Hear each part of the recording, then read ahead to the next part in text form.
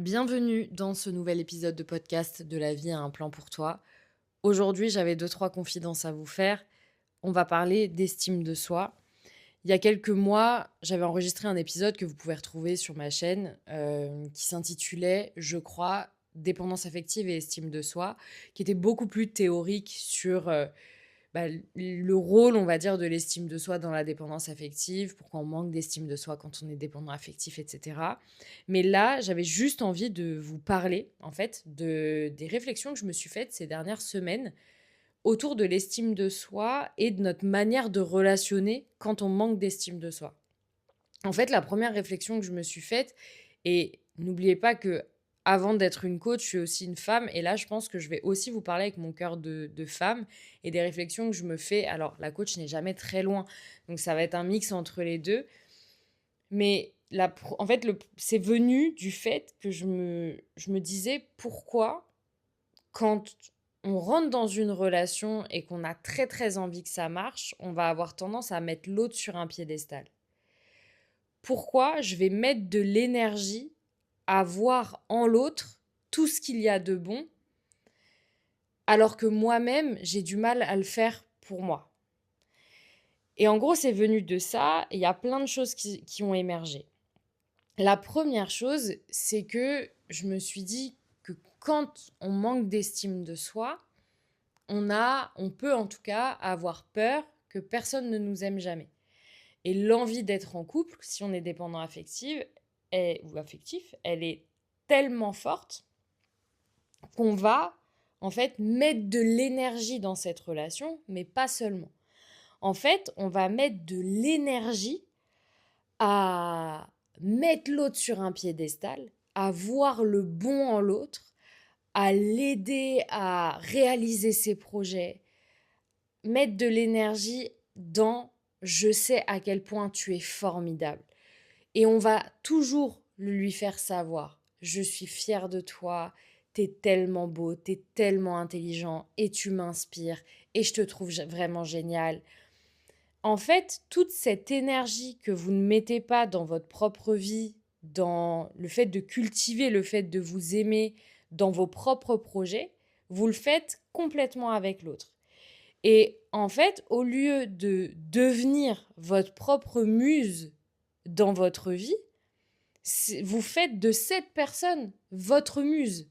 C'est-à-dire que vous vivez complètement pour l'autre. Toute l'énergie que vous avez à donner, vous le donnez à cette personne, mais vous donnez de l'énergie dans l'image que vous avez de l'autre. Et vous êtes complètement en désillusion de qui est vraiment la personne. En fait, je me suis dit pourquoi, quand on sort d'une relation ou qu'on regarde en arrière 1 an, 2 ans, 3 ans après, on se dit que la personne, elle n'était pas si exceptionnelle en vrai. Alors oui, on a changé en tant que personne, en tant que femme, en tant qu'homme. On a évolué, donc on se dit aujourd'hui, je ne choisirai pas cette personne pour moi. Mais c'est pas seulement ça.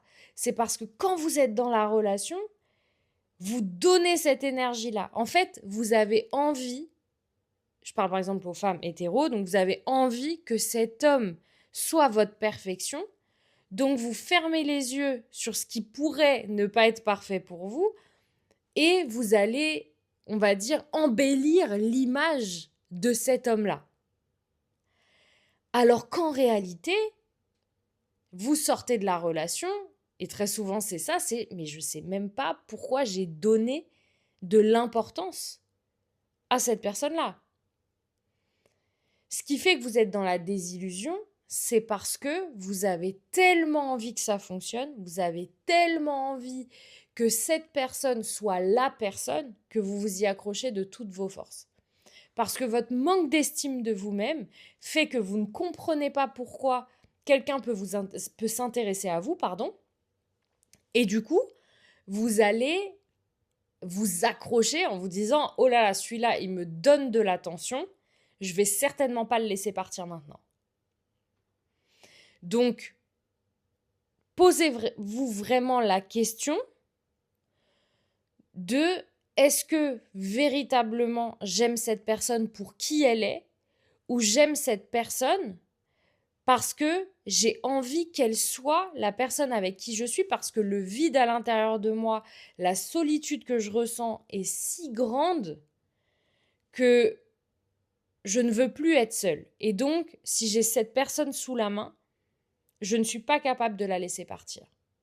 Pas parce que c'est cette personne, mais parce que au fond, j'ai pas envie d'être seule, j'ai pas envie d'abandonner. Vous voyez, souvent il y a ce truc-là, j'ai pas envie d'abandonner. Mais l'amour, même s'il doit s'entretenir, même si toutes les relations s'entretiennent et que voilà, ça peut demander sur certaines années parfois certains efforts, c'est pas censé être un combat, c'est pas censé être une lutte que tu ne dois pas abandonner. Et surtout, t'es pas tout seul dans la relation. C'est pas à toi de porter la relation. C'est-à-dire que toi, tu es en train de mettre une personne sur un piédestal qui potentiellement n'a pas du tout cette place-là et ne mérite pas cette place-là. Et en plus de ça, ne te donne, mais même pas 5% de ce que tu lui donnes en retour. Et en fait, pourquoi je pensais à ça ces dernières semaines? Parce que ça me prend aux tripes quand je vois des femmes me raconter leur histoire. Et je vous dis ça, pourquoi ça me prend autant au trip? C'est parce que je suis passée par là, hein, parce que j'ai été cette personne-là. Et c'est pour ça que je vous en parle aussi bien. C'est que j'ai tellement de situations à vous donner où clairement j'ai mis des hommes sur un piédestal, soit parce que je les trouvais beaux, soit parce que simplement ils me donnaient de l'attention à un moment T. En plus, souvent, ça dure une semaine, 10 jours. Et une fois qu'ils ont ce qu'ils veulent, il n'y a plus tout ça. Mais moi, je m'y accrochais de toutes mes forces. Pourquoi cet amour-là, cette énergie-là, tu la mets pas dans toi, dans ton projet à toi? Le fait de devenir la personne que tu as envie de devenir, le fait de te dire je vais me faire accompagner pour apprendre à m'aimer, je vais me faire accompagner pour apprendre à construire une relation saine, je vais me faire accompagner pour guérir de mes traumas. Tu mets tout ton argent, tes économies, ton énergie, ton temps, tu fais des cadeaux, tu rends des services, tu lui trouves un travail, tu le sors de ses galères. Mais toi, qu'est-ce que tu fais pour toi au quotidien, en fait?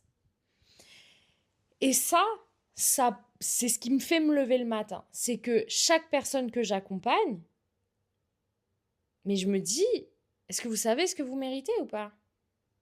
Est-ce que la personne que tu aimes, à qui tu es en train là de te dévouer, c'est même pas ça, tu dédies ta vie carrément à cette personne-là, mais est-ce que tu ferais un quart de ce que tu fais pour cette personne pour toi? Quelle place tu te donnes dans ta vie à toi? Et est-ce que, encore une fois, la personne en face te donne, je dirais même pas, au moins à la hauteur de ce que tu donnes? Et souvent la réponse c'est non. Et c'est d'ailleurs pour ça que tu es en train de te battre et de te lever le matin pour cette personne-là. Imagine si tu mettais la même énergie dans le fait de faire le travail de tes rêves si c'est dans le salariat, de monter ton entreprise si tu as envie d'être entrepreneur, de partir en sac à dos, faire ce voyage si ça fait des années que tu rêves de faire ça, si c'était pour construire une maison, si c'est pour peu importe le projet de tes rêves, imagine si tu avais mis la même énergie là-dedans. Et la dernière fois, j'en parlais avec des clientes que j'ai en coaching de groupe. C'est quand tu penses à l'amour, à ta vie amoureuse et relationnelle, combien, si tu devais me donner un pourcentage de la place que ça prend dans ta vie, ce serait combien? Et la réalité, c'est que souvent, la réponse, c'est entre 70 et 100%. Mais ça veut dire aussi que là, quand tu n'as pas la relation que tu veux, mais quelle valeur tu donnes à ta vie? Ça veut dire que ton bonheur, il dépend d'une autre personne, probablement. À peut-être 70, 80, 90%. Est-ce qu'on se rend compte de la responsabilité qu'on met dans les mains de quelqu'un? Ça veut dire que quand tu rencontres quelqu'un, tu as tellement envie d'être en couple que tu n'as même pas le temps en fait de choisir la personne avec qui tu as envie d'être. Tu la choisis même pas. Tu es en mode « Oh, je vais t'attraper parce que potentiellement tu représentes 90% de mon bonheur. » Alors qu'en fait, C'est un équilibre, la vie. Moi, par exemple, évidemment que ma relation est très importante pour moi, mais vous savez pas la place que mon entreprise, elle prend dans ma vie aussi. Parce que si j'ai pas ça, je sais que je serais aussi triste que si je me séparais de mon copain. Enfin, je veux dire, ce sont des piliers à différents niveaux. C'est hyper important de comprendre que votre vie, elle a un certain équilibre grâce à différents domaines de votre vie. Ok ? Moi, mes amitiés, elles sont tout aussi importantes que mon business, ma relation amoureuse. Ok ? Le fait de faire de la danse, c'est peut-être pas aussi important, mais ça fait partie de mes piliers. Donc, demandez-vous pourquoi je mets cette personne aussi haut dans mon estime et est-ce que véritablement, si je fais un pas de recul, elle en vaut la peine.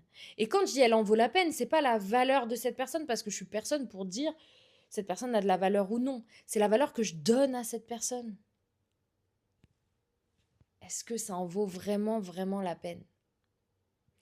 Et en fait, c'est ce qui se passe. C'est j'ai une mauvaise estime de moi, donc j'ai ce mécanisme-là.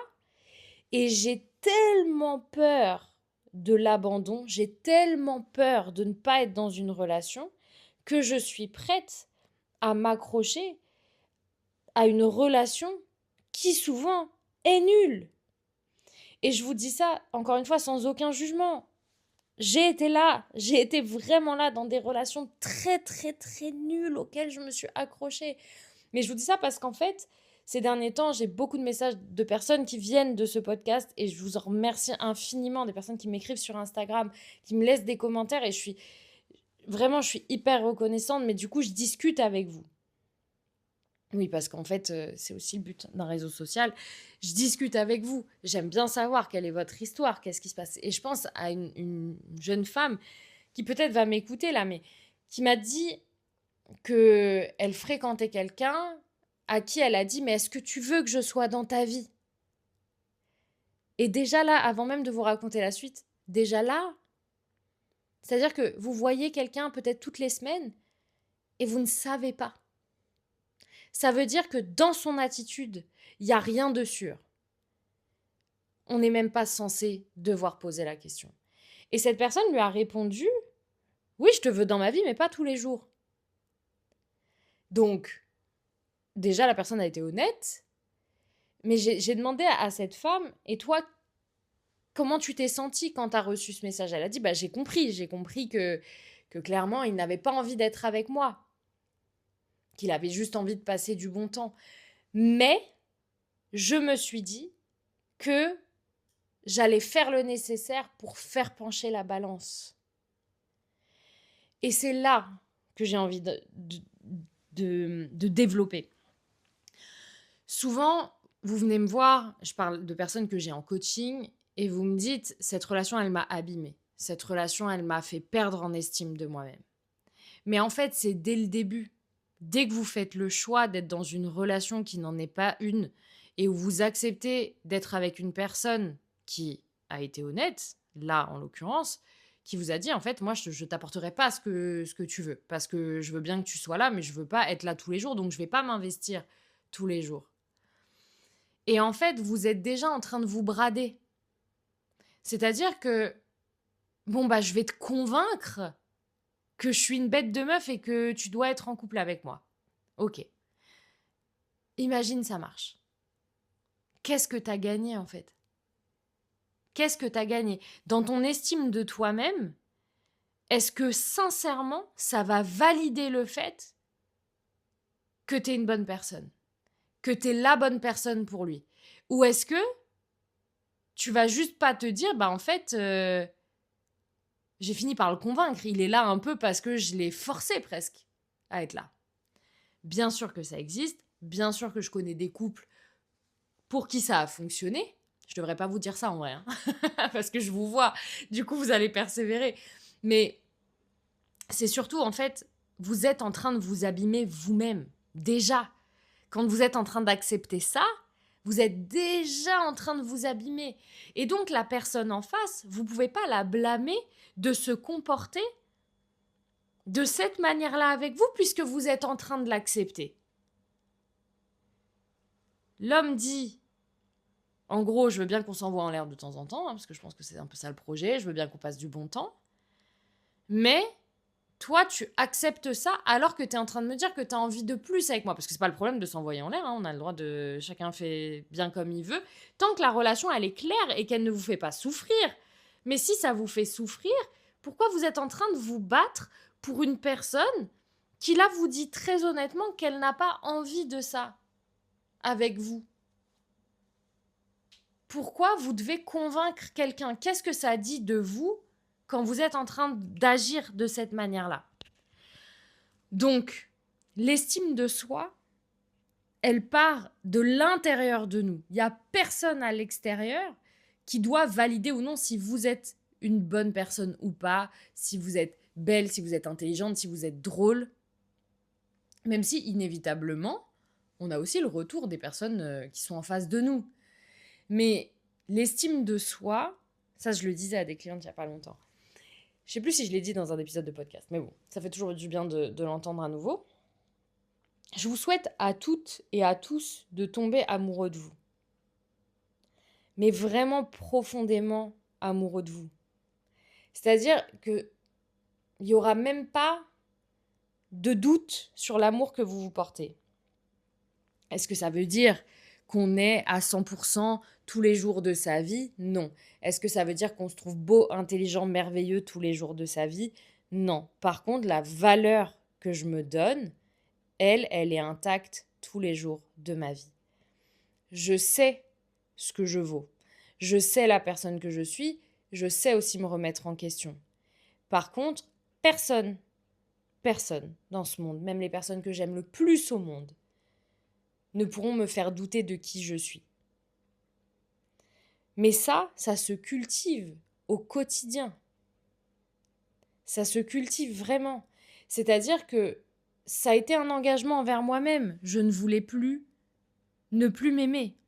Je voulais que cette énergie que je donnais tant à des hommes pendant 7 ans, elle me revienne en fait. Mais pas de l'extérieur. Je voulais être mon propre projet. Je voulais prendre soin de ma santé physique, je voulais prendre soin de ma santé mentale. Je voulais monter une entreprise qui fonctionne. Il fallait mettre de l'énergie là-dedans. Ok ?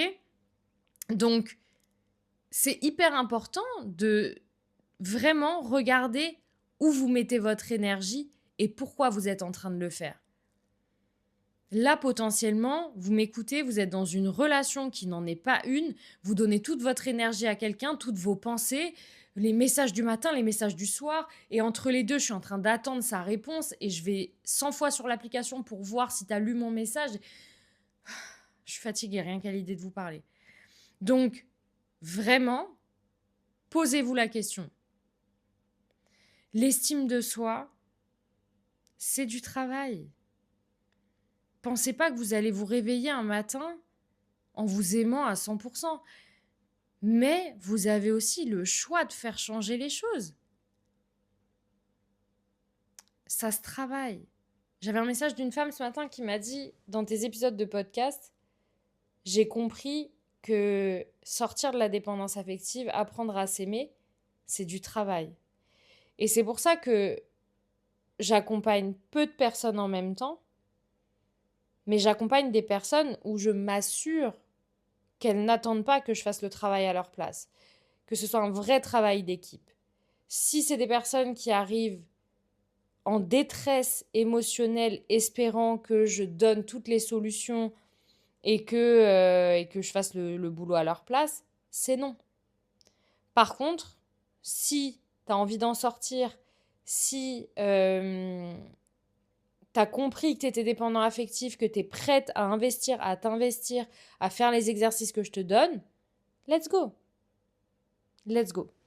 Mais ça, c'est aussi une marque d'amour envers soi. Les personnes qui investissent parce qu'elles ont envie, je vais même pas parler de dépendance affective, parce qu'elles ont envie de gagner en estime d'elles-mêmes, c'est déjà tellement le premier pas vers l'amour de soi en fait. Mais parfois, vous vous aimez tellement peu que c'est pour ça que vous avez du mal à sortir l'argent aussi. Il y a des personnes qui n'ont pas, attention, hein, je le répète, c'est un budget. Le coaching, c'est un budget.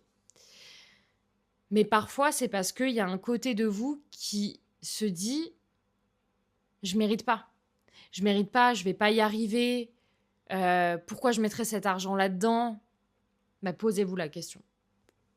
Et je vous rappelle hein, que moi, en coaching, ces dernières années, coaching/thérapie, j'ai sorti, voilà, maintenant on est à ouais, près de 12 000 euros, je pense. Donc posez-vous la question, pour qui je le fais et pourquoi j'ai envie de le faire. Et je vais vous laisser là-dessus. En tout cas, d'ici là, prenez soin de vous. N'hésitez pas à noter ce podcast, à le partager autour de vous. Ça m'aide énormément. Il y a du monde qui arrive sur le podcast. J'ai de plus en plus d'écoute et merci infiniment. Merci aux personnes qui m'écrivent ensuite sur Instagram, qui me contactent par mail pour toutes les demandes de coaching que j'ai eues ces derniers temps. Merci de contribuer à faire vivre mon entreprise, à faire vivre Auria Coaching et surtout à me permettre de faire le métier que j'ai toujours voulu faire et de vous accompagner. D'ici là, je vous dis à la semaine prochaine. Prenez soin de vous avec tout mon amour, comme toujours.